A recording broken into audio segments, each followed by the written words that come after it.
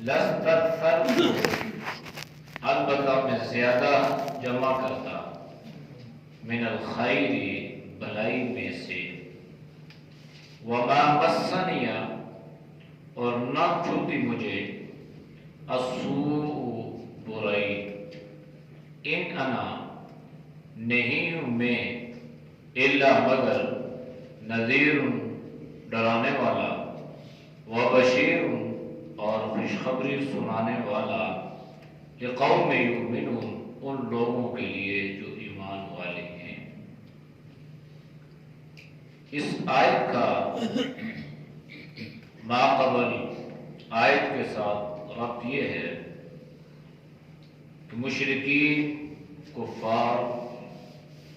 جناب نبی کریم صلی اللہ علیہ وسلم سے تنزل قیامت کے وقوع کے بارے میں سوال کرتے تھے۔ مقصد یہ تھا کہ قیامت نے آنا نہیں ہے، اور یہ کہتے ہیں کہ قیامت واقع ہوگی، تو اگر قیامت نے آنا ہے تو کب آئے گی، اس کا وقوع کب ہوگا، کیسے آئے گی؟ تو مختلف قسم کے الزامات، تانے، تنزل، یہ باتیں کہتے، تو اللہ نے جواب یہ دیا کہ اس کا علم اللہ ہی کو ہے، وہ آئے گی، کب آئے گی یہ اللہ جانتا ہے۔ آپ صلی اللہ علیہ وسلم نے اس کی نفی فرمائی ہے کہ مجھے اللہ نے اس کا علم نہیں دیا۔ یہ تو اللہ نے علم دیا کہ آئے گی، اور آنے سے پہلے کیا کیا حالات پیدا ہوں گے، کیسے آئے گی یہ بھی قرآن نے بتلا دیا، ایسے آئے گی۔ کب آئے گی اس کو اللہ نے مخفی رکھا ہے۔ تو اللہ نے فرمایا کہ اس کا علم جو ہے اللہ کو ہے، لیکن اکثر لوگ جانتے نہیں ہیں۔ جب یہ باتیں آپ صلی اللہ علیہ وسلم ان کے سامنے بیان کرتے تو یہ کہتے کہ آپ یعنی صلی اللہ علیہ وسلم کے بارے میں کہ اس کو علم ہے، یہ جانتا ہے کہ کب آئے گی، کس صدی میں آئے گی، کس زمانے میں آئے گی، کس مہینے میں آئے گی، اس کو علم ہے، لیکن یہ ہمیں بتلاتا نہیں ہے، یہ ہم سے چھپا رہا ہے۔ تو اب جب قرآن نے یہ اعلان فرما دیا کہ اللہ ہی کو اس کا علم ہے، اور آپ صلی اللہ علیہ وسلم نے بھی اس کی نفی فرما دی، تو اب اعتراض تو بنتا نہیں تھا، لیکن جب کوئی آدمی کسی پہ اعتراض کرتا ہے نا تو اعتراضات کا منہ کھل جاتا ہے، تو پھر اعتراضات پر اعتراضات شروع ہو جاتے ہیں، یہاں تک کہ اگر ایک اعتراض کا جواب دیا جائے تو اس اعتراض پر بھی اعتراض ہو جاتا ہے۔ تو اب انہوں نے اس پہ یہ اعتراض کیا، یہ کہہ رہا ہے کہ اللہ کو ہے علم، اللہ کو ہے، مجھے اس کا علم نہیں ہے، تو اس کو علم ہے لیکن یہ ہم سے چھپا رہا ہے، ہمیں یہ نہیں بتلا رہا۔ تو اللہ نے اس آیت میں اس حقیقت کو بھی واضح فرما دیا کہ ایسا نہیں ہو سکتا کہ کوئی بات، کوئی چیز، کوئی خبر اللہ آپ صلی اللہ علیہ وسلم کو دے اور اس میں امت کی بھلائی ہو یا امت کے لیے اس میں کوئی نقصان کا پہلو ہو، اور جناب نبی کریم صلی اللہ علیہ وسلم اس بات کو اپنی امت سے، اپنے صحابہ سے مخفی رکھتے، ایسا نہیں ہے۔ تو اللہ نے فرمایا قل، یعنی یہ جو لوگ اعتراض کر رہے ہیں نا آپ پہ کہ علم ہے بتاتے نہیں ہے، تو آپ انہیں خود کہہ دیں، اعلان نبوت سے، آپ اپنی زبان نبوت سے یہ اعلان فرما دیں، قل، آپ کہہ دیں لا املک لنفسی۔ بڑے واضح انداز میں نبی کریم صلی اللہ علیہ وسلم نے اپنی بشریت کو بیان کیا، اپنی رسالت کو بیان کیا، اپنی نبوت کو بیان کیا، اور ساتھ ہی ساتھ اپنے عجز اور انکساری کو بھی بیان کر دیا۔ اگرچہ کائنات میں اللہ نے سب سے زیادہ علم جو ہے وہ حضرات انبیاء انبیاء علیہ السلام کو عطا فرمایا، اور سارے انبیاء علیہ السلام میں سے اللہ نے جناب نبی کریم صلی اللہ علیہ وسلم کو زیادہ علم عطا فرمایا، اس میں کوئی شک نہیں ہے، اس میں شک کی گنجائش ہی نہیں ہے۔ تو اللہ نے فرمایا کہ ان لوگوں کا اعتراض جو ہے نا، آپ اس کا جواب یہ دیں، لا املک لنفسی، لوگوں یہ بات سنو کہ میں اپنے نفس کا اختیار بھی نہیں رکھتا، میں اپنے نفس کا بھی مالک نہیں ہوں، مجھے تو اپنی جان کا اس کے بارے میں علم نہیں ہے۔ کس چیز کا؟ نفعاً ولا ضرر، دو چیزیں ہیں، ایک ہے نفع، ایک ہے نقصان۔ انسان کو یا تو کہیں سے فائدہ ہوتا ہے یا تو کہیں سے نقصان ہوتا ہے، کہیں سے یا تو انسان کو خوشی ملتی ہے، کہیں سے انسان غمگین ہوتا ہے، کہیں سے انسان کو دکھ ملتے ہیں تو کہیں انسان کو سکھ ملتے ہیں۔ یہ ساری چیزیں، ان ساری چیزوں کا نام زندگی ہے، نفع بھی ہے، نقصان بھی ہے۔ انسان جو ہے یہ نفع ہی چاہتا ہے، یہ نفع ہی کا طالب رہتا ہے، اور نقصان کو کوئی آدمی بھی نہ پسند کرتا ہے نہ اس کے لیے وہ تیار رہتا ہے۔ ہر آدمی کوئی بھی بات ہے وہ نفع کی امید سے بہت بڑے سے بڑا رزق لے لے گا، اور وہ یہ کہے گا کہ اس میں میرا فائدہ ہے، اس میں میرا نفع ہے، اس میں میری منفعت ہے، اور اگر اسے پتہ چل جائے کہ اس میں میرا نقصان ہے تو اس میں ہاتھ نہیں ڈالے گا۔ تو جناب نبی کریم صلی اللہ علیہ وسلم نے امت کے سامنے یہ اعلان فرما دیا کہ میں اپنی جان کے بارے میں بھی نفع اور نقصان کا اختیار نہیں رکھتا، مجھے اپنی جان کے بارے میں علم نہیں ہے، مجھے نقصان ہوگا، مجھے فائدہ ہوگا، مجھے نفع ہوگا، مجھے ضرر ہوگا، تو قیامت کا علم میرے پاس کدھر سے ہے؟ جب تم سے کہہ دیا گیا، تمہیں بتلا دیا گیا کہ اللہ نے اس کو مخفی رکھا ہے، اللہ نے بتلایا ہے، جتنا وہ آپ کو بتا دیا گیا، باقی اللہ کی حکمتیں ہیں، اللہ کی مصلحت ہے، جتنا اللہ نے اس کو مخفی رکھا، پوشیدہ رکھا، تو آپ صلی اللہ علیہ وسلم نے بھی امت کے سامنے اس کو اسی انداز سے بیان فرمایا۔ جناب نبی کریم صلی اللہ علیہ وسلم کو نفع اور نقصان الا ما شاء اللہ، مگر جو اللہ نے چاہا، نفع چاہا تو اللہ نے نفع عطا کر دیا، نقصان مقدر میں تھا تو آپ صلی اللہ علیہ وسلم نقصان سے بھی محفوظ نہیں رہے۔ کیا آپ صلی اللہ علیہ وسلم کو تکلیف نہیں پہنچی؟ کیا آپ کو ضرر نہیں پہنچا؟ کیا آپ کو دکھ نہیں پہنچا؟ کون سا عقل مند آدمی ایسا ہے کہ وہ یہ کہے کہ میرے اس کام میں نقصان ہے اور وہ پھر کرے؟ جناب نبی کریم صلی اللہ علیہ وسلم کو اللہ نے نبوت عطا فرما دی، باوجود اس کے کہ سارا کنبہ قبیلہ پورا مکہ آپ کا دشمن تھا، اس کے باوجود بھی آپ نے حق کو نہیں چھوڑا۔ آپ کو علم تھا کہ مجھے اس اعتبار سے نقصان ہو رہا ہے، میری جان کو نقصان کا خطرہ ہے، لیکن آپ نے الا ماشاءاللہ، جو اللہ نے مقدر میں لکھا ہوگا، دنیا کی کوئی طاقت اسے ڈال نہیں سکتی۔ نفع بھی ہوا جناب نبی کریم صلی اللہ علیہ وسلم، دنیاوی اعتبار، اخروی اعتبار سے تو نفع اور نقصان کا تعلق تو اللہ کی ذات سے ہے، وہ مراد نہیں ہے، دنیاوی اعتبار سے ہے، دنیاوی اعتبار سے ہے۔ جناب نبی کریم صلی اللہ علیہ وسلم غزوہ احد میں ہے، آپ صلی اللہ علیہ وسلم کے دندان مبارک شہید ہو گئے، تو آپ کو تکلیف پہنچی، آپ کو نقصان پہنچا۔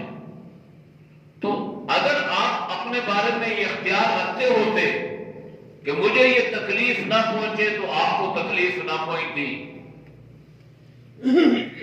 آپ کا چہرہ مبارک لہو لہاں ہوا، آپ کے چہرے پہ نعوذ باللہ پتھر لگے،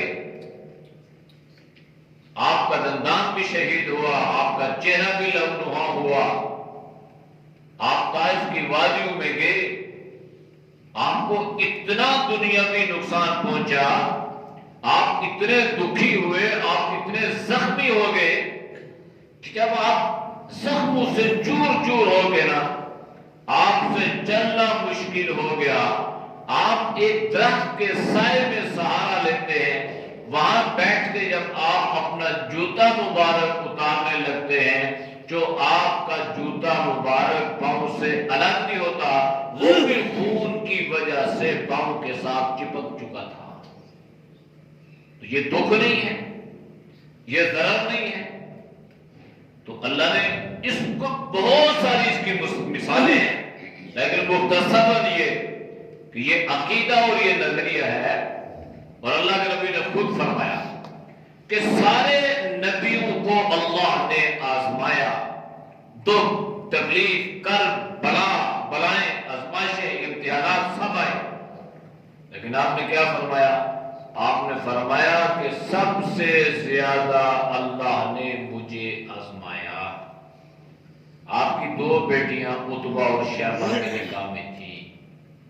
جب آپ صلی اللہ علیہ وسلم نے اعلان نبوت فرمایا تو انہوں نے نہ صرف یہ کہ آپ کی بچیوں کو طلاقیں دی، طلاق کا دھبا لگا، بلکہ جناب نبی کریم صلی اللہ علیہ وسلم کی صاحبزادیوں پر ہاتھ اٹھائے گئے اور آپ کے چہرے پہ تھپڑ مارے گئے۔ کیا یہ دکھ نہیں تھا؟ کیا یہ تکلیف نہیں تھی؟ اگر آپ صلی اللہ علیہ وسلم اس کا اختیار رکھتے تو کیا آپ کی بچیوں کو طلاقیں ہوتی، یا آپ کی بچیوں کے چہرے پہ کس طرح تھپڑ پڑتے، آپ کی اس طرح توہین کی جاتی؟ اس لیے اللہ نے جو مقدر میں لکھا تھا، انبیاء علیہ السلام کے تکلیف لکھی تھی، انہیں تکلیف پہنچی، راحت لکھی تھی، اللہ نے انہیں راحت نصیب فرمائی۔ تو اس سے مبرہ کوئی بھی نہیں ہے۔ جب انبیاء علیہ السلام نفع و نقصان سے بری نہیں ہے تو ہماری کیا حیثیت ہے؟ ہماری کیا حیثیت ہے؟ ہماری کیا اوقات ہے؟ اس لیے ہمیں نفع بھی ملے گا، ہمیں نقصان بھی پہنچنے کا اندیشہ ہے، کسی بھی اعتبار سے۔ قرآن کریم میں اللہ نے اس کی وضاحت وَلَنَبْلُوَنَّكُمْ بِشَيْءٍ مِّنَ الْخَوْفِ وَالْجُوعِ وَنَقْصٍ مِّنَ الْأَمْوَالِ وَالْأَنفُسِ وَالثَّمَرَاتِ، اور ثمرات سے مراد اولاد ہے، اور اولاد بہترین ثمرہ ہے، بہترین پھل جو ہے یہ اولاد ہے۔ اللہ نے فرمایا کہ ایسا بھی ہو سکے گا کہ میں تمہیں اولاد دوں اور اولاد دے کر تمہارے جیتے جی تمہاری اولاد کو تم سے جدا کر کے دوں، اور ہو رہا ہے، باپ موجود ہے، بیٹا جوان، کڑی اور خوبصورت دنیا سے جا رہا ہے۔ آپ صلی اللہ علیہ وسلم کہ اپنے صاحبزادے، آپ کی اپنی بچیاں جناب نبی کریم صلی اللہ علیہ وسلم کی زندگی میں دنیا سے رخصت ہوئی۔ ایک بیٹے کا انتقال ہوا،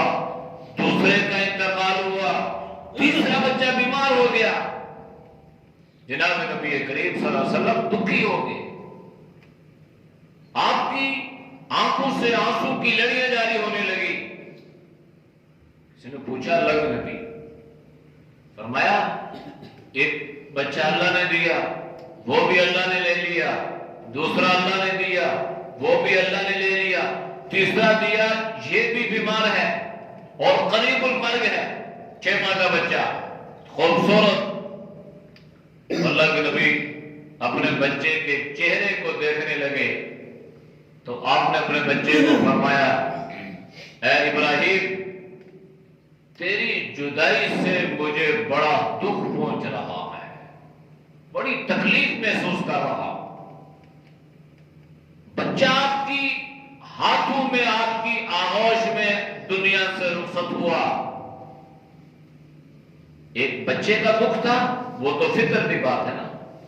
اوپر سے کیا ہوا کہ ان مشرکین اور منافقین نے پروپیگنڈا شروع کر دیا اور کہنے لگے جناب دعویٰ تو نبوت کا ہے تو نبی ہے، اور اس کی اولاد ہی نہیں پئی تھی۔ ایک بچہ ہوا، فوت ہو گیا، دوسرا ہو گیا فوت، تیسرا بھی یہ بھی چلا گیا۔ لہذا یہ جو نبی ہے نا، یہ نعوذ باللہ اس کی کوئی نسل نہیں چلے گی، اس کی کوئی اولاد نہیں ہوگی، اس کا کوئی نام لینے والا نہیں ہوگا۔ ایک اولاد کی جدائی کا دکھ اپنی جگہ، اور اوپر سے ان لوگوں کی باتوں کا دکھ اور افسوس، پھر اللہ سے رہا نہ گیا تو اللہ نے فوراً جبریل کو بھیجا، جاؤ جبریل،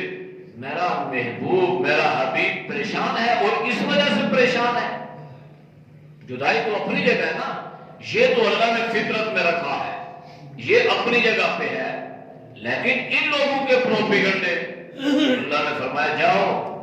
ان اعطینا کی صورت لے کر جاؤ اور میرے محبوب کو یہ خوشخبری سنا دو،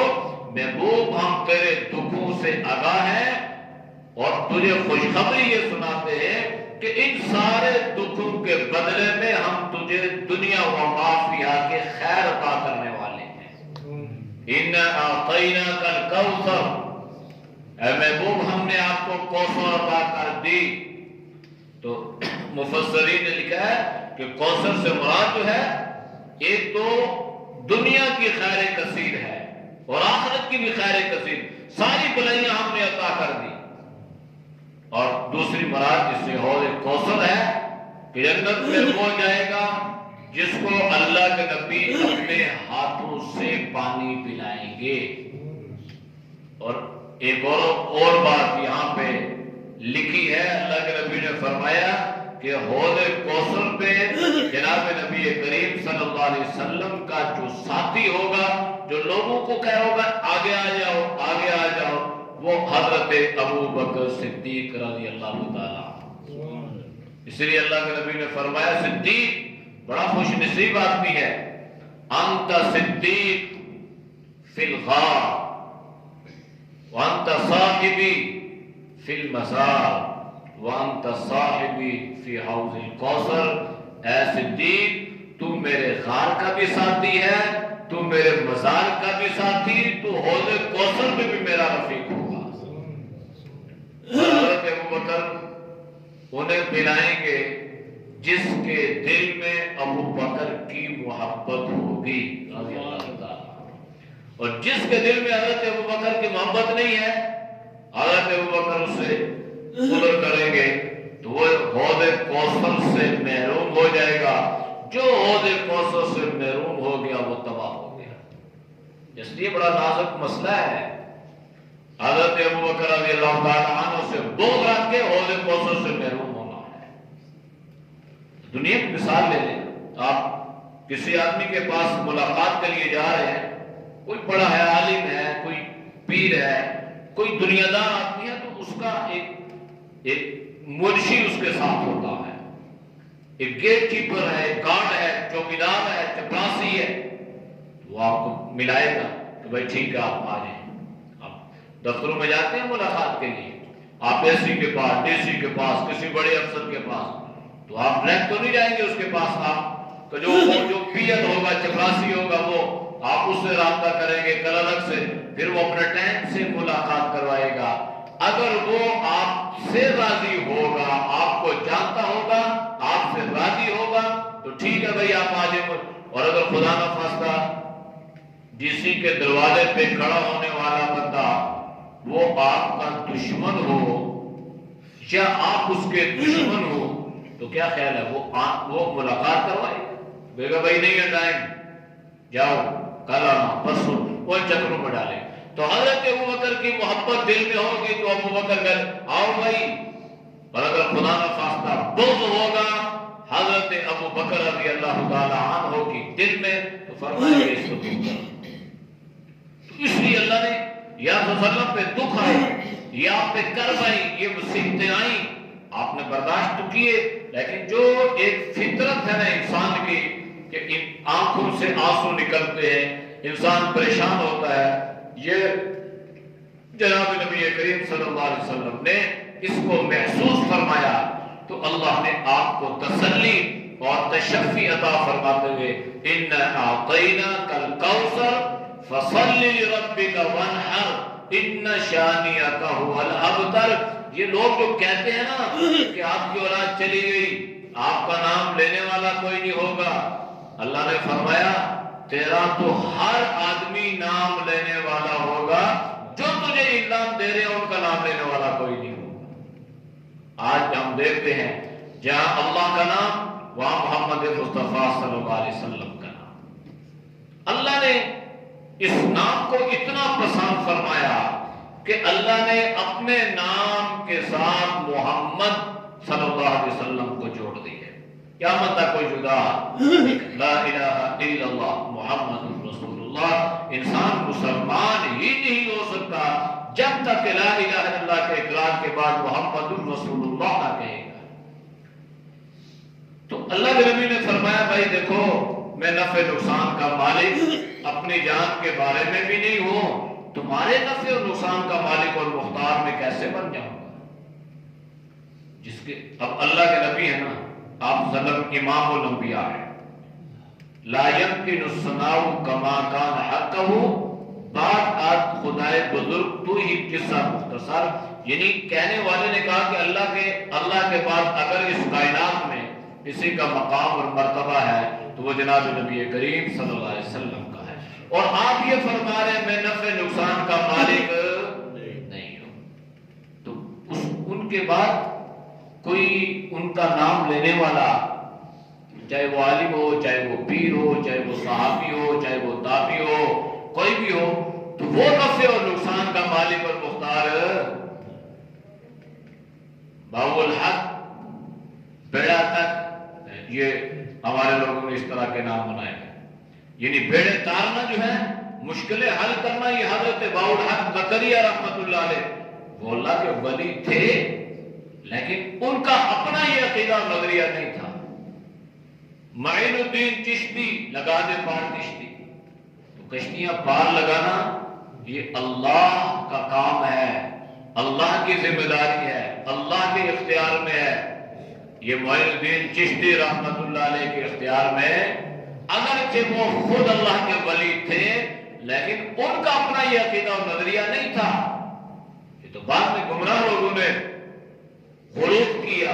اور لوگوں کو دین سے دور کرنے کے لیے اس طرح کے من گھڑت قسم کے عقیدے اور نظریے امت میں پھیلا دیے، ورنہ جتنے بھی بزرگان دین تھے ان کا عقیدہ، ان کا نظریہ، ان کے اعمال درست تھے۔ وَلَوْ كُنْتُ أَعْلَمُ الْغَيْبَ لَاسْتَكْثَرْتُ مِنَ الْخَيْرِ وَلَوْ كُنْتُ اگر میں ہوتا، یہ کون فرما ہے؟ جناب نبی کریم صلی اللہ علیہ وسلم، اور بہت عجیب اور بڑی باریک بات آپ بیان فرما رہے ہیں۔ کیا فرما رہے ہیں؟ اگر میں ہوتا اعلم الغیب، ایک ہوتا ہے علم اور ایک ہوتا ہے عالم۔ عالم یہ مبالغے کا صیغہ، یعنی سب سے زیادہ جاننے والا۔ اللہ کے نبی نے کیا فرمایا؟ اگر میں زیادہ جاننے والا ہوتا الغیبہ بن دے کے غیب کی باتوں کا، تو کیا ہوتا؟ لَاسْتَكْثَرْتُ مِنَ الْخَيْرِ، میں اپنے لیے ہر طرح کی خیر کثیر جمع کر لیتا۔ وَمَا مَسَّنِيَ السُّوءُ، اور مجھے کوئی تکلیف۔ ابھی آپ صلی اللہ علیہ وسلم نے عقیدہ درست فرمایا کہ علام الغیب جو ہے وہ اللہ ہے، غیب کا علم اللہ کے پاس ہے، میرے پاس غیب کا علم اتنا ہے جتنا اللہ نے مجھے عطا کر دیا۔ اچھا، ایک ہے علم اور ایک ہے غیب، اگر ان دونوں کو ملائیں گے تو علم غیب بن گیا، علام الغیب بن گیا، تو یہ تو اللہ کی ذات ہے۔ اللہ نے خود قرآن میں اس کا ذکر فرمایا انک انت علام الغیوب۔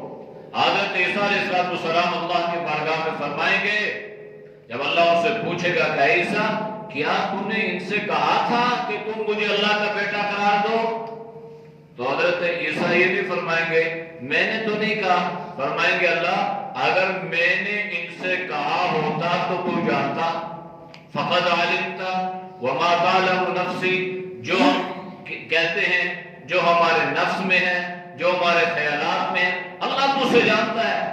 میں نے کہا نہیں، اگر کہا ہوتا تو تیرے علم میں، تیرے نوٹس میں ہوتا۔ کیوں؟ اس لیے کہ انک انت علام الغیوب، اللہ تو غیبوں کا جاننے والا ہے۔ اچھا، اس پر بہت سارے اعتراضات بھی ہوتے ہیں، اور چونکہ اس کا تعلق عقیدے اور نظریے کے ساتھ ہے تو دو دلائل میں آپ کو دیتا ہوں تاکہ اگر آپ کسی کو قائل کرنا چاہیں کہ اللہ نے علام الغیب جو ہے کسی کو نہیں بنایا، اللہ خود علام الغیب ہے، عالم الغیب والشہادہ، غیب کی باتیں جاننے والا، یہ اللہ خود ہے، اللہ کی ذات ہے، اللہ نے یہ علم کسی کو عطا نہیں فرمایا۔ نبی کریم صلی اللہ علیہ وسلم کے بارے میں لوگوں کا یہ عقیدہ ہے کہ آپ علم غیب رکھتے ہیں۔ ہمارا یہ عقیدہ ہے کہ اللہ نے آپ صلی اللہ علیہ وسلم کو جتنا علم عطا فرمایا نا، کائنات کا سارا علم مل جائے جناب نبی کریم صلی اللہ علیہ وسلم کے علم کے رائی کے دانے کے برابر بھی نہیں ہو سکتا۔ سارا علم کائنات کا جتنا بھی اللہ نے آپ کو بہت علم عطا فرمایا، لیکن ایک ہوتا ہے خیر، میں یہ بتاؤں کہ دیوار کے پیچھے کیا ہے، میں یہ بتا دوں کہ میرے گھر میں کون ہے، میں یہ بتا دوں کہ کل کیا ہوگا، میں یہ بتاؤں کہ ایک مہینے کے بعد کیا ہونے والا ہے، میری کتنی زندگی ہے، قیامت کس دن آنے، یہ علم اللہ کے پاس ہے، میرے پاس اس کا علم نہیں، آپ صلی اللہ علیہ وسلم کو بھی اس کا علم نہیں۔ دو باتیں مختصر۔ ایک دلیل تو یہ ہے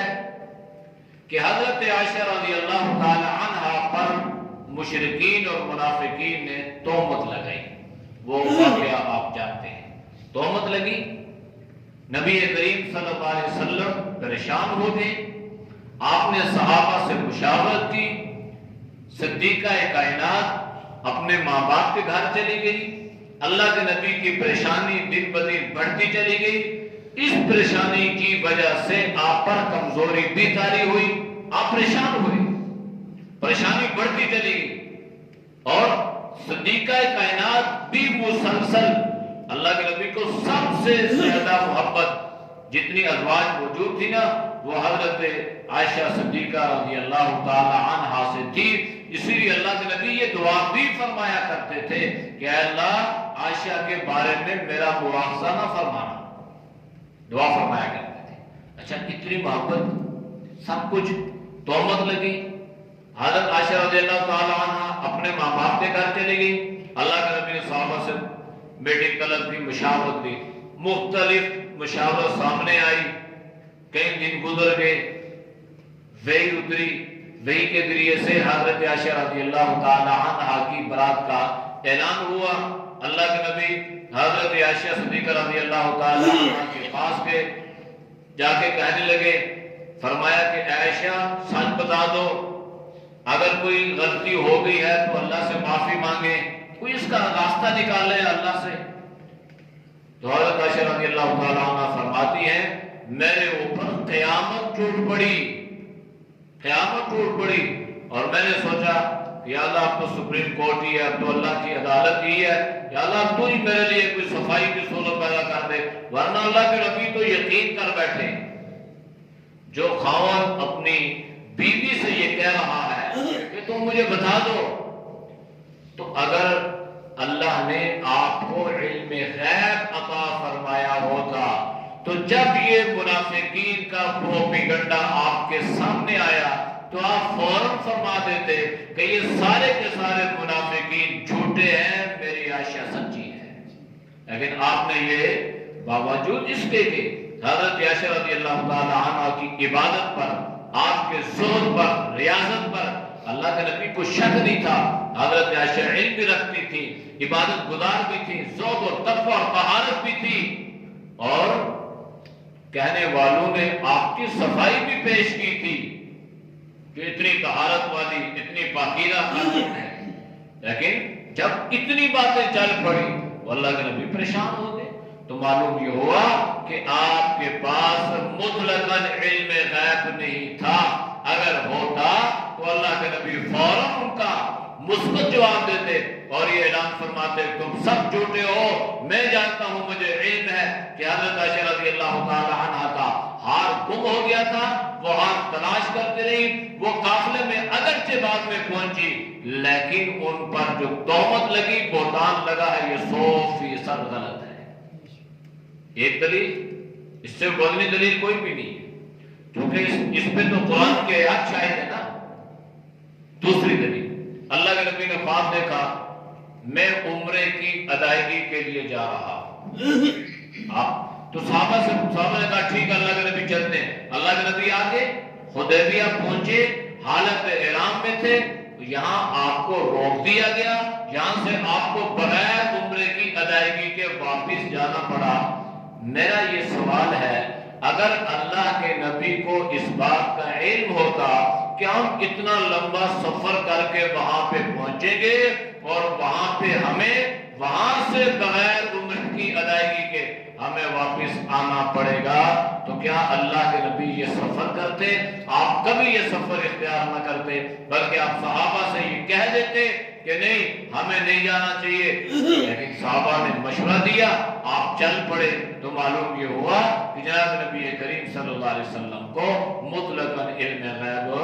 نہیں تھا۔ تو اللہ کے نبی نے خود اس بات کی نفی فرمائی ہے اگر میرے پاس علم غیب ہوتا تو من الخیری، میں اپنے لیے خیر اور بھلائیاں جمع کر لیتا، وما مسنی السوء، اور غزوہ احد میں مجھے تکلیف پہنچی وہ نہ پہنچتی، اور اسی طرح بدر میں تکلیف پہنچی وہ نہ پہنچتی، اسی طرح منافقین کے پروپیگنڈے کی وجہ سے مجھے جو تکلیف پہنچی تھی وہ کبھی بھی نہ پہنچتی، وما مسنی السوء، اس لیے کہ مجھے پتا ہوتا کہ یہ بات سچ ہے یہ جھوٹ ہے، اس میں نفع ہے یہ نقصان ہے، تو میں اسی کو اختیار کرتا اور ہر طرح کی تکلیف سے میں بری ہوتا۔ لہذا مجھے تکلیف جو پہنچی ہے یہ اس بات کی دلیل ہے کہ میں علم غیب بھی نہیں جانتا اور میں اپنے ذات کے بارے میں نفع اور نقصان کا مالک اور مختار بھی نہیں ہوں۔ باقی میرا مقصد کیا ہے،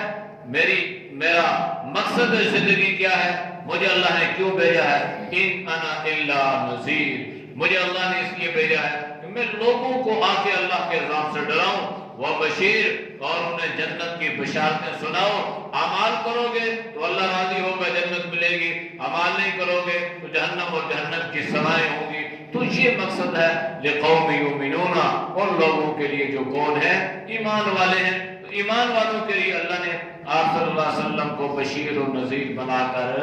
بھیجا۔ اعوذ باللہ من الشیطان الرجیم، بسم اللہ الرحمن الرحیم، قل لا املک لنفسی نفعا ولا ضرا الا ما شاء اللہ ولو كنت اعلم الغیب لاستكثرت من الخير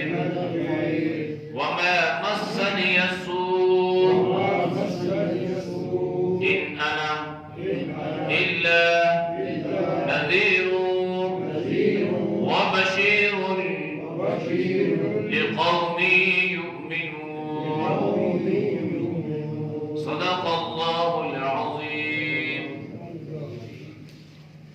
کوشش کریں اس آیت کو صحیح طریقے سے جو ہے نا یاد بھی کر رہے ہیں اور اس کا ترجمہ جو ہے یہ سب کے ذہن میں رہے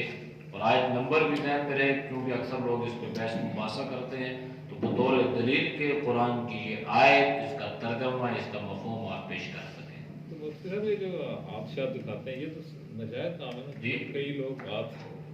دکھاتے ہیں نجومیوں کے پاس جا کے، وہی بات ہے جو خود بے قسمتیں ہوتے ہیں لوگوں کی قسمتیں دیکھتے ہیں۔ روڈ پہ بیٹھے ہوئے ایک پیر پنجر ہے، ایک پیر پنجر ہے، وہ نہ پتہ نہیں کس کس کی وہ بتا رہا ہوتا ہے۔ آپ صلی اللہ علیہ وسلم نے جومی کے پاس جانا، کان کے پاس جانا، ان کو ہاتھ دکھلانا اور ان سے اپنی قسمتیں دریافت کرنے کے بارے میں آپ نے سخت وعید فرمائی ہے اور آپ صلی اللہ علیہ وسلم نے اس سے منع فرمایا ہے۔ سوال یہ ہے کہ ایک قسمت بتانے والا آدمی جو ہے اس کی اپنی قسمت، اپنا مقدر اور اپنا نصیب کیا ہے؟ کیا اس کے نصیب میں یہی لکھا ہے کہ وہ پوڑی پھول کے پاس ساری زندگی گزارے؟ کیا اس کے مقدر میں یہی لکھا ہے، قسمت میں یہی لکھا ہے کہ وہ ساری جتنی دھوڑ اور ڈسٹ ہے یہ ساری اس میں پڑتی رہے گی؟ تو اس لیے یہ ہے کہ یہ ساری شعبہ ہاں وہ لوگ امپریس ان سے ضرور ہوتے ہیں، چونکہ وہ ایک بندہ ایک فیلڈ میں زندگی گزار دیتا ہے نا، تو ہر آدمی کی جو صورت حال ہے نا وہ تقریباً اگر دیکھا جائے تو 19-20 کا فرق ہوتا ہے۔ آپ کے گھر میں بیماری ہے تو کوئی نہ کوئی بیمار ہے،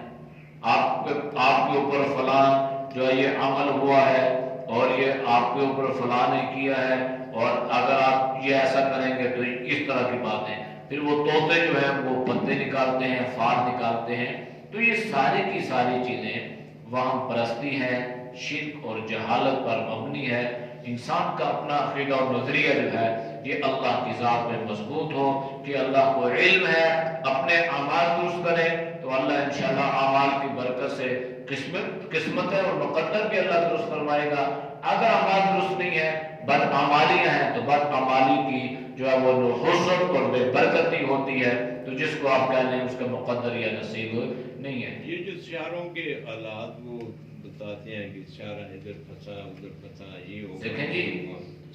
علم فلکیات ایک علم ضرور ہے، علم فلکیات ایک علم ہے، لیکن اس کا ہر کے لیے مطلب نہیں ہے کہ اس کے ذریعے سے آپ اپنی قسمتیں معلوم کروانا شروع کر دیں۔ جیسے اکثر لوگ ہمارے ہاں یہ ایک سلسلہ چل پڑا ہے، بچہ ہوا جی فلاں دن فلاں تاریخ، اس کے آپ سیارے ملائیں۔ بھئی کیا سیارے ملائیں؟ کیسے سیارے ملائیں؟ سیارے تو رات کو ہوتے ہیں اور آپ دن کو ملا رہے ہوتے ہیں، دن کو تو نہیں سیارے ہوتے نا، سیارے تو رات کو ہیں، اور ادھر جناب دن کو سیارہ ملا ہے جی، اچھا جی ابھی بٹھا کے سیارہ ملا ہے، ٹھیک ہے جی یہ نام سوٹ کرتا ہے یہ نہیں کرتا۔ حالانکہ آپ صلی اللہ علیہ وسلم نے ناموں کے بارے میں کیا بیان فرمایا؟ اچھے نام رکھو،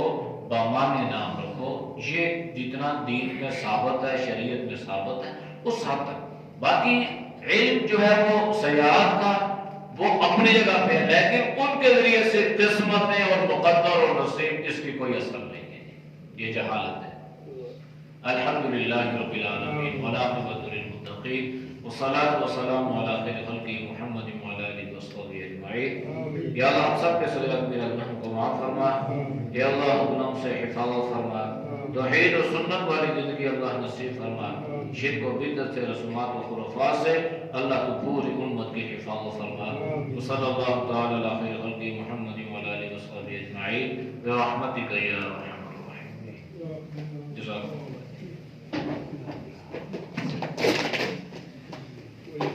وہ بھی اپنی دلی نکالتے ہیں۔